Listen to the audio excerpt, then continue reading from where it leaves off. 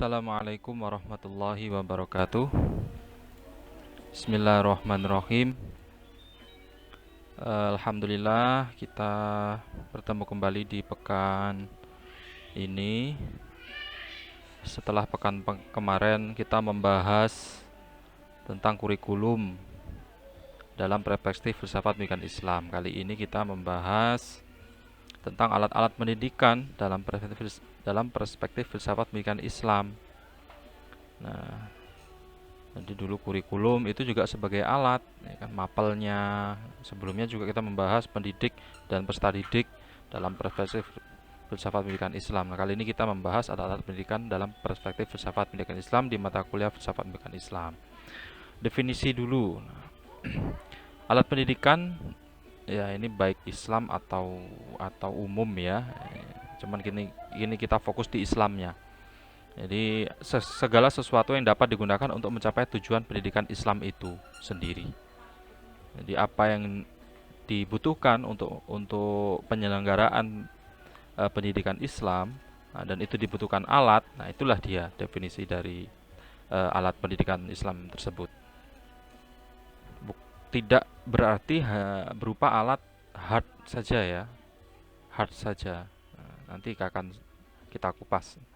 Kemudian tujuan alat itu apa? Ya, pertama untuk mengatasi kesulitan, mempermudah pemahaman, merangsang untuk berkemauan keras, membiasakan dan menguatkan. Itu tujuannya.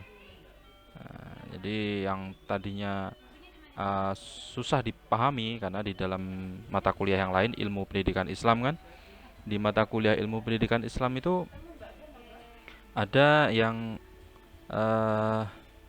namanya peserta didik itu kan manusia itu atau peserta didik itu modelnya kinestetik, visual atau apa gitu. Nah, dengan mempermudah pemahaman dari macam-macam kategori peserta didik tadi itu ada yang visual, ada yang kinestetik dan sebagainya. Nah, itu bisa mempermudah pemahaman. Nah, itulah tujuan dari alat. Nah, sebagaimana di dalam hadis itu ada konsep alat. Ini masuk hadis ini yang artinya kami para nabi diperintahkan untuk menempatkan seseorang pada posisinya, berbicara kepada mereka sesuai dengan kemampuan akhirnya.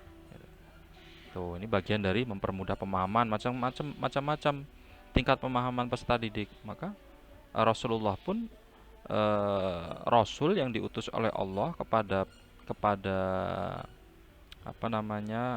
umatnya gitu kan juga berbeda-beda. Bagaimana Nabi Isa umatnya yang sampai terakhir Nabi Muhammad umatnya gitu. Tuh, itu konsep alat di situ.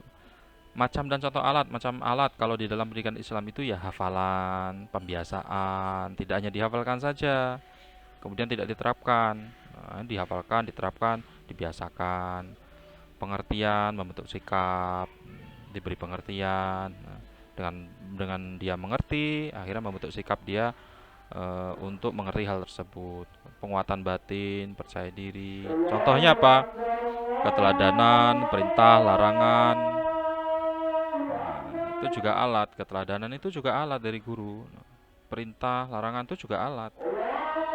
Reward, ganjaran, hukum itu juga alat.